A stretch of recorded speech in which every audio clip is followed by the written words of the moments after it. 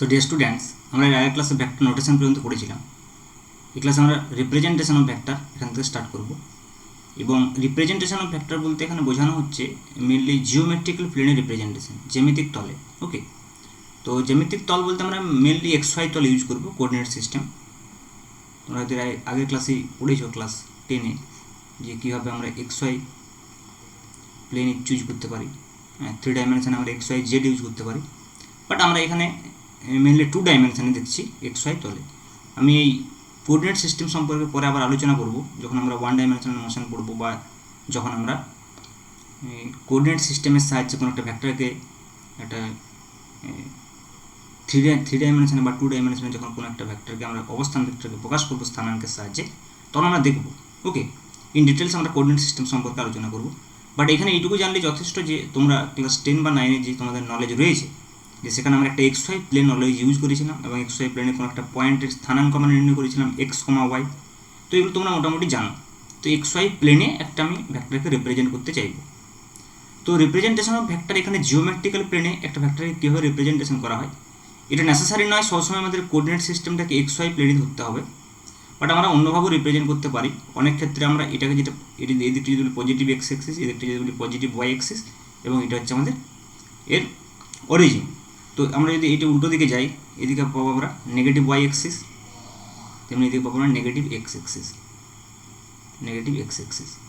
ওকে, negative Y axis. Similarly আমরা এটাকে এভাবেও করতে পারি, just east west north south direction দিয়ে আমরা করতে পারি। ওকে, তো এদের যদি আমরা ভাবি যে ইস্ট, এদিকটা ওয়েস্ট, এদিকটা নর্থ, এদিকটা সাউথ, তো এটাও করা যেতে পারে। অনেক সময় জিওমেট্রিক্যাল প্লেনে ভেক্টরকে আমরা যখন রিপ্রেজেন্ট করি, আমরা হয় এক্স ওয়াই প্লেনে করি, না হয় আমরা north east west north south এভাবে আমরা এঁকে নিয়ে প্লেনটা, এভাবে এঁকে নিয়ে ডিরেকশানটা সেখানে আমরা দেখাতে পারি। প্রথমে বলি যে রিপ্রেজেন্টেশন অফ ভেক্টর কীভাবে করা হবে জিওমেট্রিক্যাল প্লেনে, যে কোনো জ্যামিতিক তলে। মেনলি একটা ভেক্টরকে আমরা একটা সরল রেখা দিয়ে প্রকাশ করব, এবং সেই সরল রেখার মাথায় একটা তীর চিহ্ন দেওয়া হবে। সাপোজ এটা আমরা একটা ভেক্টরকে প্রকাশ করতে পারি ভেক্টরের মাথায় একটা তীর চিহ্ন দিয়ে। এটা কি বোঝাচ্ছে না, এই সরল রেখাটার দৈর্ঘ্য আমার ভেক্টরের মান বোঝাবে। যেমন সাপোজ আমি যদি বলি যে আমরা কোনো একটা বস্তুর পূর্ব দিক বরাবর সরণ 2 মিটার, আমি সাপোজ ফর এক্সাম্পল একটা নিচ্ছি, একটি বস্তু কণার সরণ। আমি যদি এটা বলি যে একটি বস্তু কণার সরণ, একটি বস্তু কণার সরণ, সাপোজ আমি বলছি পূর্ব দিক বরাবর বা পূর্ব দিকে 2 মিটার, 2 মিটার, তাহলে আমরা সেই সরণ ভেক্টরটাকে আমরা এখানে কিন্তু দেখাতে পারি। সরণ ভেক্টরটাকে কিন্তু আমরা এক্স ওয়াই প্লেনে দেখাতে পারি। কীভাবে দেখাতে পারি, এখানে আমরা এখানে যেহেতু পূর্ব দিকে সরণ বলা হয়, আমরা এখানে দেখাবো পূর্ব দিকে সরণ, মানে এদিকে এইভাবে আমি দেখাতে পারি এই ভেক্টরটার সাহায্যে, এইটা সরলরেখার সাহায্যে। এই তীর চিহ্নটা কী বোঝাচ্ছে, পূর্ব দিকে বোঝাচ্ছে, ওই জন্য আমার তীর চিহ্নটা পূর্ব দিক বরাবর সরলরেখার মাথায় তীর চিহ্ন দিয়ে তার অভিমুখটা প্রকাশ করবে। আরেকটা বিষয় কি, মানে এই সরলরেখাটার দৈর্ঘ্য হবে জাস্ট 2 মিটার এই স্কেল অনুযায়ী। তো এখানে যদি আমরা স্কেল নিই, সাপোজ যদি এটা হয় আমার 1 পয়েন্ট, তাহলে এটা হবে আমার 2, এটা আবার 2, তবে আমার এই সরলরেখাটা 2 নয়, সরি 3, মাঝখানে আমি 2 নিয়ে নিলাম, 2, এটা 0, 0 1 2 3, তাহলে সরলরেখাটার দৈর্ঘ্য যদি 2 মিটার হয়, তবে এটা আমি বলতে পারবো পূর্ব দিক বরাবর সরণ 2 মিটার। তাহলে এটা আমি একটা ভেক্টরকে জিওমেট্রিক্যাল প্লেনে কীভাবে প্রকাশ করছি, সরলরেখা দিয়ে প্রকাশ করছি, এবং সরলরেখার মাথায় একটা তীর চিহ্ন দিচ্ছি, এবং সরলরেখার দৈর্ঘ্য কী হচ্ছে ভেক্টরের মানকে বোঝাচ্ছি। আমি যদি একটি বস্তু কণার সরণ এইভাবে বলতে পারতাম যে একটি বস্তু কণার সরণ এক্স অক্ষ বরাবর 2 মিটার, এক্স অক্ষ বরাবর 2 মিটার, সাপোজ আমি এইভাবে বললাম এক্স অক্ষ বরাবর 2 মিটার, সেক্ষেত্রে আমরা এখানে দেখাতাম এক্স অক্ষ বরাবর ভেক্টরটিকে এখানে দেখাতাম। তো সরণ ভেক্টর, তেমনি ইন জেনারেল আমরা বলতে পারি একটা ভেক্টর এ ভেক্টর, এই ভেক্টর কীভাবে প্রকাশ করা হবে, একটা সরলরেখা দিয়ে প্রকাশ করা হবে, সরলরেখার মাথায় একটা তীর চিহ্ন দেওয়া হবে। এই সরলরেখাটার দৈর্ঘ্য কী হবে, ভেক্টরটির মান মড এ ইকুয়াল টু, এটা হবে সরলরেখাটার দৈর্ঘ্য। এই সরলরেখাটার দৈর্ঘ্য ভেক্টরটার মানকে প্রকাশ করবে, আর সরলরেখাটা তীর চিহ্নের মাথায় সরলরেখাটার মাথায় তীর চিহ্ন দিয়ে ভেক্টরের অভিমুখটা প্রকাশ করা হবে। এখন যদি সাপোজ এক্স ওয়াই বা নেগেটিভ এক্স নেগেটিভ ওয়াই ছাড়া আদার্স কোনো ডিরেকশন হয়, সাপোজ আমি এরকম একটা ডিরেকশন বললাম এই ভেক্টর, তাহলে সেক্ষেত্রে আমাকে বলে দিতে হবে যে এই ভেক্টরটা এক্স এক্সিসের সঙ্গে বা ওয়াই এক্সিসের সঙ্গে কত কোণ করে আছে। সেক্ষেত্রে আমাকে কিন্তু অ্যাঙ্গেলটা বলে দিতে হবে ডিরেকশনটা কমপ্লিটলি প্রকাশ করতে হলে। সাপোজ আমি বললাম যেহেতু নর্থ ইস্ট ডিরেকশানে 2 মিটার সরণ, এইভাবে নর্থ ইস্ট ডিরেকশানে, তাহলে সেক্ষেত্রে এই অ্যাঙ্গেলটা কত 45 ডিগ্রি। আমি বললাম যে এক্স অক্ষের সঙ্গে 30 ডিগ্রি কোণে সরণ, তার মানে এইদিকে লিখবো এক্স অক্ষের সঙ্গে সাপোজ 30 ডিগ্রি কোণে, তখন এই অ্যাঙ্গেলটা আমরা বলে দিতে হবে 30 ডিগ্রি, এটা হবে ভেক্টরটা। তাহলে এনি ভেক্টর, এটা নেসেসারি নয় যে সবসময় সরণ ভেক্টর হবে, সরণ, বল, বেগ, যে কোনো ভেক্টরকে যখন আমরা একটা জিওমেট্রিক্যাল প্লেনে রিপ্রেজেন্ট করবো ভেক্টরকে, রিপ্রেজেন্টেশনের পদ্ধতি কি না, যে কোনো একটা প্লেন আমরা নেবো, সেই প্লেনে একটা ভেক্টরকে আমরা সরলরেখার সাহায্যে প্রকাশ করবো, যে সরলরেখাটার দৈর্ঘ্য হবে ভেক্টরের মান এবং তার মাথায় একটা তীর চিহ্ন দেবো। এছাড়াও আমরা ভেক্টরটার অভিমুখকে স্পেসিফাই করার জন্য এক্স বা ওয়াই অ্যাক্সিসের সঙ্গে কত কোণ করে রয়েছে সেটা আমরা বলতে পারি। This is the complete representation, geometrical প্লেনে একটা ভেক্টরকে প্রকাশ করার পদ্ধতি। ঠিক আছে, মেন বিষয় কি, যে কোনো জ্যামিতিক তলে একটা ভেক্টরকে একটা সরলরেখা দিয়ে প্রকাশ করা হবে, সেই সরলরেখার মাথায় একটা তীর চিহ্ন দেওয়া হবে এবং সরলরেখাটির দৈর্ঘ্যই হবে ভেক্টরটির মান এবং তীর চিহ্নটা অবশ্যই ভেক্টরের অভিমুখে দেওয়া হবে। এবং সেই অভিমুখটা বোঝানোর জন্য অনেক সময় আমরা অ্যাঙ্গেলটাকেও আমরা প্রকাশ করে থাকি ইন টার্মস অফ অ্যাঙ্গেল, কোণের সাহায্যে কত কোণে রয়েছে। ওকে, তো এটা হচ্ছে আমাদের জিওমেট্রিক্যাল রিপ্রেজেন্টেশন অফ ভেক্টর আমরা বলতে পারি। তো নেক্সট আমরা একটা ইম্পর্টেন্ট টপিক দেখবো, যেটা হচ্ছে দুটো ভেক্টরের মধ্যবর্তী কোণ আমরা কীভাবে নির্ণয় করতে পারি, অ্যাঙ্গেল বিটুইন টু ভেক্টর, বা কোনটাকে দুটো ভেক্টরের মধ্যবর্তী কোণ বলা হয়। ফার্দার টপিক্স পড়ার আগে আমার এটা জানা খুব জরুরি যে দুটো ভেক্টরের মধ্যবর্তী কোণ কীভাবে নির্ণয় করা যেতে পারে। তো সাপোজ আমি বলছি এটা একটা ভেক্টর এ ভেক্টর, এটা একটা ভেক্টর, ওকে বি, সাপোজ এটা এ ভেক্টর বললাম আর এটা বি ভেক্টর। তো এইখানে সাপোজ এই অ্যাঙ্গেলটি দেওয়া আছে আমার, দাদা তো সাপোজ এই অ্যাঙ্গেলটি দেওয়া আছে, আমি বলছি 30 ডিগ্রি। অথবা আমি এইভাবে ভাবতে পারি, যেখানে একটা ভেক্টর আছে এ আর একটা ভেক্টর এইভাবে দেওয়া আছে, জাস্ট এই অ্যাঙ্গেলটা দেওয়া আছে 30 ডিগ্রি। অথবা হতে পারে ভেক্টরটা এইভাবে আছে আর একটা ভেক্টর এইভাবে আছে, সাপোজ এই অ্যাঙ্গেল দেওয়া আছে 60 ডিগ্রি। এটা এ ভেক্টর, এটা বি ভেক্টর, এটা এ ভেক্টর, এটা বি ভেক্টর। ওকে, তো আমাদের এখানে জানার ইন্টারেস্ট হচ্ছে দুটো ভেক্টরের মধ্যবর্তী কোণ।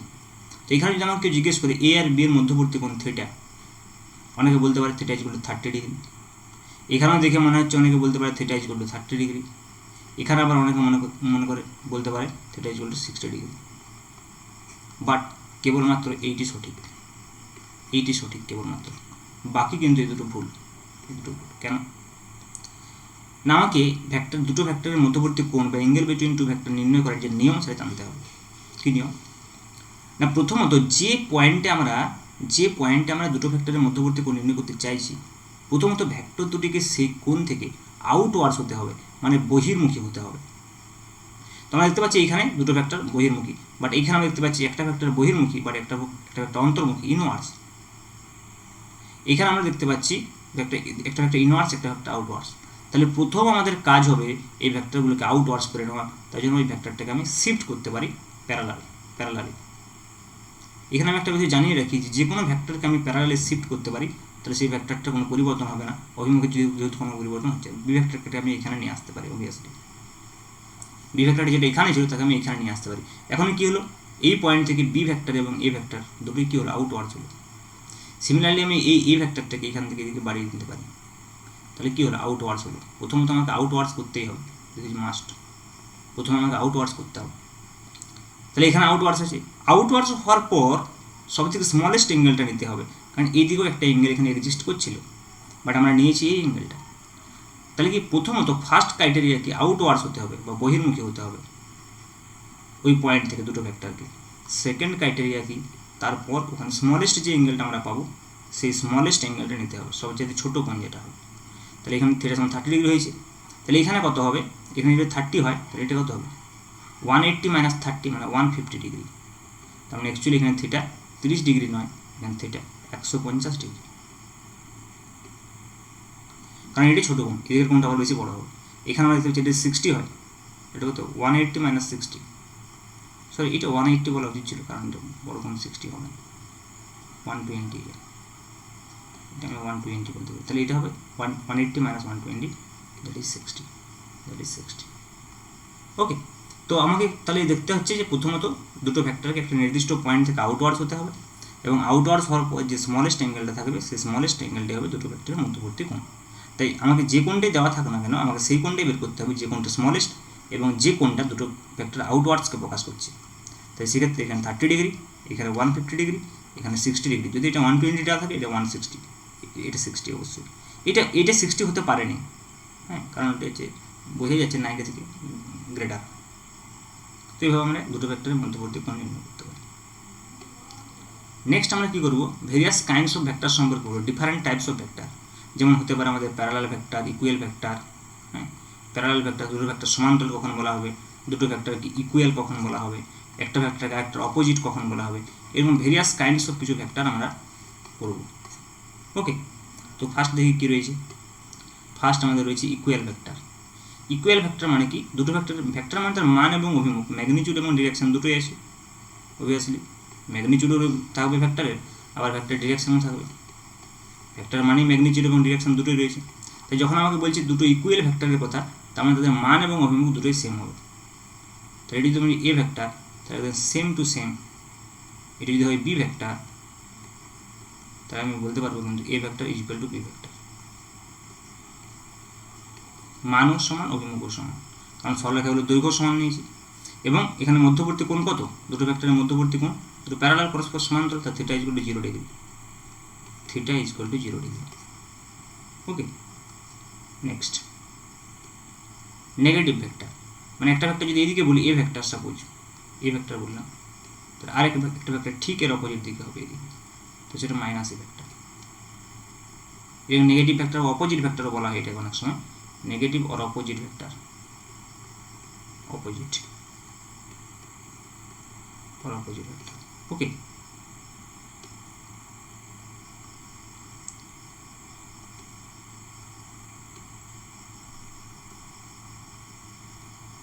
তো এখানে অ্যাঙ্গেলটা কত হবে, এই অ্যাঙ্গেলটা থিটা ছিল 180 ডিগ্রি, 180 ডিগ্রি হবে।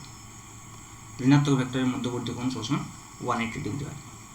ঠিক আছে, সিমিলারলি নেক্সট আমরা দেখতে পারি প্যারালাল ভেক্টর। তো সাপোজ একটা ভেক্টর রয়েছে এ এইভাবে, একটা ভেক্টর এ প্যারালাল, নেসেসারি নয় যে সমান হবে, সাপোজ বি। তো এখানে আমি বলতে পারি A parallel to B, A vector parallel to B vector. কিন্তু এটা ঠিক যে সবসময় যদি সমান সমান ভেক্টর দুটো থাকে, সাপোজ এটা একটা ভেক্টর এ, এটা একটা ভেক্টর বি, যদি দুটো ভেক্টর সমান হয় তাহলে অবশ্যই তারা প্যারালাল, অবশ্যই তারা প্যারালাল। সমান ভেক্টর কিন্তু এক ধরনের প্যারালাল ভেক্টর। তাহলে প্যারালাল ভেক্টরের মধ্যবর্তী কোণ দুটো ভেক্টরের মধ্যবর্তী কোণ theta is equal two 0 degree হবে, 0 ডিগ্রি হবে। ওকে, নেক্সট কোপ্লেনার ভেক্টর। কোপ্লেনার ভেক্টর মানে একই তলে থাকবে। সাপোজ আমি একটা XY তল যদি বলি,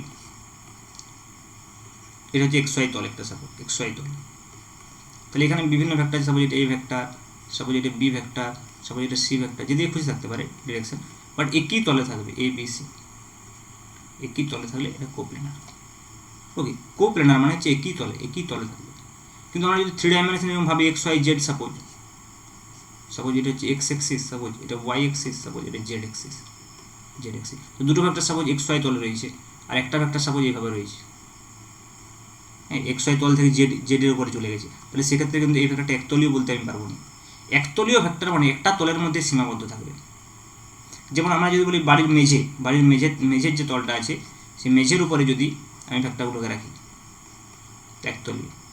বাট মেঝের সঙ্গে যদি একটা ভেক্টরকে দেওয়াল পর্যন্ত দিয়ে দিই, দেওয়াল পর্যন্ত উপর দিক দিয়ে, হ্যাঁ, সাপোজ এইটি মেঝে রয়েছে, দেওয়াল, সাপোজ একটা ভেক্টর কীভাবে দিয়ে দিলাম, তাহলে কিন্তু সেটা একতলীয় ভেক্টর থাকছে না, দুটো তলের উপরে এই অবস্থান করছে, এই তলে রয়েছে, এই তলে রয়েছে। কিন্তু যদি ভেক্টরটাকে মেঝের উপরে শুধু রাখা হয়, তাহলে কিন্তু সেগুলো সব একতলীয় ভেক্টর। ওকে, মানে একতলীয় ভেক্টর একই তলে থাকতে হবে। নেক্সট হচ্ছে কো ইনিশিয়াল ভেক্টর। কো ইনিশিয়াল মানে কি, এদের ইনিশিয়াল পয়েন্টটা সেম। কো ইনিশিয়াল মানে প্রাথমিক বিন্দুটা একই, তাহলে ইনিশিয়াল পয়েন্টটা যদি একই হয় তাহলে ভেক্টরগুলো এরকম হবে A B C, suppose A B C, এইভাবে থাকবে একই বিন্দু থেকে। অনেক সময় জন্য এই ভেক্টরগুলোকে যদি অভিসারী আলোক রশ্মির মতো হচ্ছে, তাহলে অনেক সময় অপসারী আলোক রশ্মির মতো হচ্ছে, যেটাকে অনেক সময় অপসারী ভেক্টরও বলা হয়, অপসারী ভেক্টরও বলা হয়। ওকে, সিমিলারলি আমরা কোটার্মিনাল পাবো, ঠিক আছে, যাদের কি হবে এন্ড পয়েন্টটা একই হবে। কোটার্মিনাল, টার্মিনাল মানে কি এন্ড পয়েন্টটা একই, অনেকগুলো ভেক্টর যদি আমরা এন্ড পয়েন্টে একই পাই, সাপোজ এটা এ ভেক্টর, এটা বি ভেক্টর, এটা সি ভেক্টর, এদের এন্ড পয়েন্ট একই, এদেরকে কোটার্মিনাল বলা হচ্ছে। এদেরকে আমি কি অভিসারী ভেক্টরও বলতে পারি, একটা পয়েন্টে এসে মিলিত হয়েছে অভিসারী আলোক রশ্মির মতো, তাহলে সেক্ষেত্রে অভিসারী ভেক্টরও বলতে পারি এদিকে, অভিসারী ভেক্টর। ওকে, নেক্সট আমরা বলবো position vector. This is also very important. Position vector, position vector কী করবে, কোনো একটা বিন্দুর অবস্থান নির্ণয় করবে। সাপোজ আমরা এটা একটা এক্স এক্সিস বলছি, এটা ওয়াই এক্সিস বলছি, এক্স ওয়াই তলে সাপোজ কোনো একটা পয়েন্ট আছে পি, পি তো অরিজিনের সাপেক্ষে এই পি পয়েন্টটাকে লোকেট করতে পারবে যে ভেক্টর, সাপোজ এই ভেক্টরটাকে লোকেট করবে, তাহলে এটা আর ভেক্টর, স্মল আর দিয়ে প্রকাশ করা হয় পজিশন ভেক্টর। তাহলে এই যে ওপি সরলরেখাটা, এটা হচ্ছে পজিশন ভেক্টর দৈর্ঘ্য, এবং এই পি বিন্দুটাকে লোকেট করছে এই ভেক্টর মূল বিন্দুর সাপেক্ষে, তাই এটাকে পজিশন ভেক্টর বা অবস্থান ভেক্টর বলা হচ্ছে। আমরা এই পজিশন ভেক্টর নিয়ে আরও মোর ডিটেলস পড়বো পরে, ওকে, স্থানাঙ্কের সাহায্যে যখন ভেক্টরে প্রকাশ করবো। বাট এখানে এটুকু জানলে যথেষ্ট যে পজিশন ভেক্টর সবসময় একটা পয়েন্টের সাপেক্ষে আর একটা পয়েন্টের অবস্থানকে নির্দেশ করে। তাহলে এই পজিশন ভেক্টরের ইনিশিয়াল পয়েন্ট সবসময় ফিক্সড, এই পয়েন্টটা সবসময় ফিক্সড। ওই জন্য কি না, পজিশন ভেক্টরকে অনেক সময় আমরা ফিক্সড ভেক্টর বলতে পারি, ফিক্সড ভেক্টর। যে ভেক্টরের ফিক্সড ভেক্টর মানে কি, যে ভেক্টরের initial point fixed, initial point মানে প্রাথমিক বিন্দুটা ফিক্সড থাকতে হবে, ইনিশিয়াল পয়েন্ট ফিক্সড যে ভেক্টরে, তাকে আমরা ফিক্সড ভেক্টর বলবো। যেমন আমি একটা এক্সাম্পল এখনই দেখলাম, পজিশন ভেক্টর হচ্ছে one kind of fixed vector, position vector.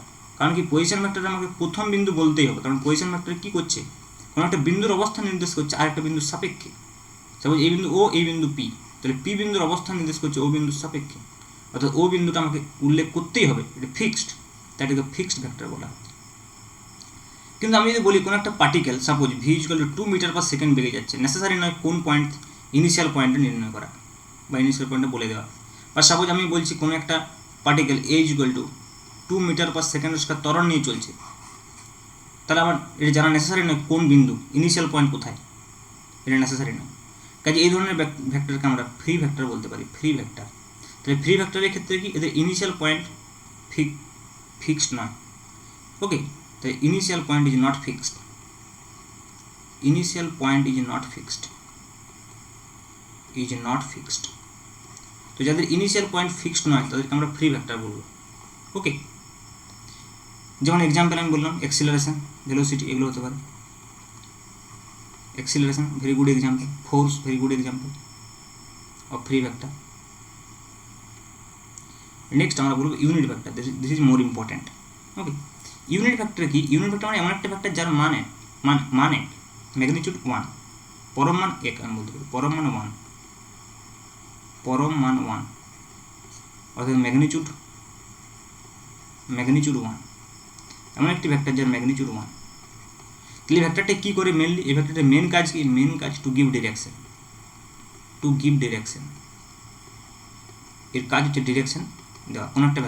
কোনো একটা ভেক্টরের সবসময় যে কোনো একটা ভেক্টর তার করেসপন্ডিং একটা ইউনিট ভেক্টর থাকে, যে কোনো ভেক্টরের করেসপন্ডিং আমরা একটা ইউনিট ভেক্টর নিতে পারি, যে ইউনিট ভেক্টরটাকে সাধারণত স্মল এ দিয়ে প্রকাশ করা হয়, স্মল লেটার দিয়ে, এবং তার মাথায় ক্যাপ চিহ্ন দেওয়া হয়, এ ক্যাপ। তাহলে আমি বলতে পারি এ ভেক্টরের ইউনিট ভেক্টর এ ক্যাপ, বলতে পারি বি ভেক্টরের ইউনিট ভেক্টর বি ক্যাপ। এর আসলে কি বোঝাচ্ছে না, এ ভেক্টরের অভিমুখ বোঝাচ্ছে। মানে আমি যদি বলি এটা একটা এ ভেক্টর, তাহলে এ ভেক্টরের অভিমুখ বোঝাতে আমি অনেক সময় এই বরাবর একটা ইউনিট ভেক্টর ইউজ করব। সিমিলারলি সাপোজ এই বরাবর আমার বি ভেক্টর আছে, তাহলে বি ভেক্টরের ডিরেকশন বোঝাতে আমি অনেক সময় একটা বি ক্যাপ ইউজ করব। এই ভেক্টরটা কীভাবে পাওয়া যাবে, কি বি ক্যাপ ভেক্টরটা কীভাবে পাওয়া যাবে, বা এই এ ক্যাপ ভেক্টরটা কীভাবে পাওয়া যাবে, যে কোনো ভেক্টরকে যদি তার ম্যাগনিটিউড দিয়ে ভাগ করে দেওয়া হয় তাহলে যেটা পড়ে থাকবে সেটা হচ্ছে ইউনিট ভেক্টর। যে কোনো ভেক্টরকে তার ম্যাগনিটিউড দিয়ে ভাগ করলে যেটা পড়ে থাকবে সেটা ডিরেকশন, অনলি ডিরেকশন, এবং সেই ডিরেকশনটি হচ্ছে ইউনিট ভেক্টর, ওকে। যে কোনো ভেক্টর সিমিলারলি আমি যদি বি ভেক্টরকে তার ম্যাগনিটিউড দিয়ে ভাগ করে দিই তাহলে যেটা পাবো সেটা হচ্ছে তার ইউনিট ভেক্টর বি ক্যাপ।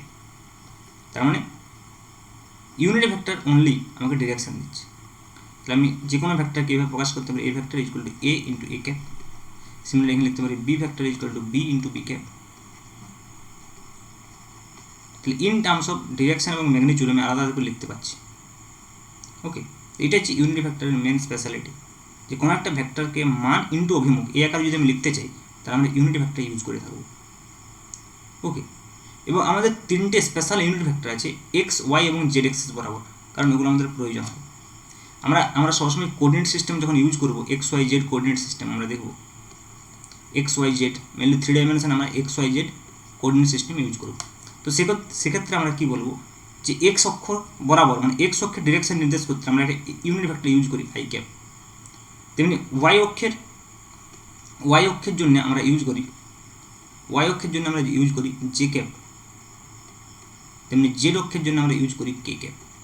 এই তিনটে ইউনিট ভেক্টর আমার এক্স ওয়াই এবং জেড এক্সিস বরাবর যে ডিরেকশন সেটা বোঝাতে ব্যবহার করা হয় আই ক্যাপ, জে ক্যাপ এবং কে ক্যাপ। এদের অবভিয়াসলি মান 1, মড আই ক্যাপ 1 অবশ্যই, মড জে ক্যাপ 1, মড কে ক্যাপ 1 অবশ্যই, মড কে ক্যাপ 1 অবশ্যই। কিন্তু ব্যাপার হচ্ছে যে এগুলো আমরা যদি আমরা বলি, সাপোজ এভাবে আমরা বলতে পারি যে সাপোজ আমরা বললাম যে এক্স অক্ষ বরাবর সরণ 2 মিটার। কীভাবে কাজ হবে ইউনিট ভেক্টর আমরা এইভাবে দেখতে পারি যে এক্স অক্ষ বরাবর সরণ 2 মিটার, তো এটাকে আমি জাস্ট এইভাবে লিখতে পারি 2i ক্যাপ। তার মানে হচ্ছে 2 যে সরণটা হচ্ছে সেটা কোন বরাবর, এক্স অ্যাক্সিস বরাবর। যদি বলি ওয়াই অ্যাক্সিস বরাবর তাহলে আমি সিম্পলি লিখতে পারি 2j ক্যাপ। যদি বলি জেড অ্যাক্সিস বরাবর আমি সিম্পলি লিখতে পারি 2k ক্যাপ। তাহলে এই আই জে কে এগুলো কি হচ্ছে, জাস্ট একটা mathematical language to show direction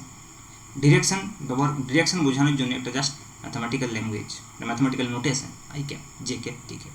যে কোনো ইউনিট ভেক্টরই তাই, but X Y Z axis বরাবর আমরা মূলত এগুলোই ধরে থাকি I cap, J cap, K cap.